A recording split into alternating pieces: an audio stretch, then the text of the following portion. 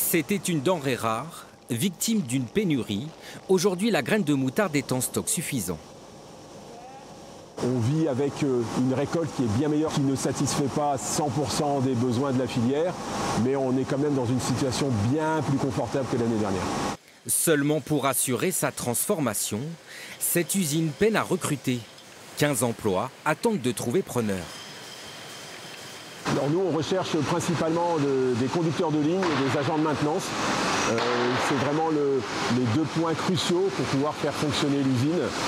L'entreprise compte 160 salariés et s'est spécialisée dans la fabrication de moutarde et de sauces froides de condiments.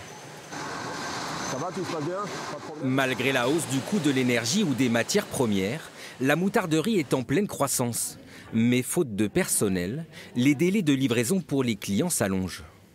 Pour certains d'entre eux, on est encore obligé de fonctionner sous forme de quotas, comme on faisait au moment de la pénurie, parce qu'on n'est pas capable de livrer la totalité de leurs commandes à l'heure actuelle. Dans quelques jours, l'usine va ouvrir ses portes pour tenter d'attirer de futurs candidats. Une pratique qui a déjà fait ses preuves chez cet autre fabricant de moutarde. Je vérifie bien, ça c'est une très bonne remarque, effectivement. Corinne vient d'être embauchée en CDI comme préparatrice de commandes. Après une immersion professionnelle d'une journée, elle a été convaincue par le poste. Parce qu'on voit là où on va travailler, ce qu'il y a à faire et dans quelles conditions on va travailler. Alors que sur un recrutement traditionnel, on ne vous montre pas.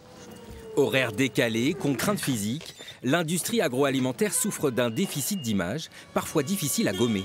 En fait, le candidat, il a besoin de savoir en fait vraiment la vraie vie de l'entreprise, l'ambiance qu'il y a dans l'entreprise. Dans cette usine, 11 personnes ont été recrutées grâce à l'immersion. 10 postes sont encore à pourvoir.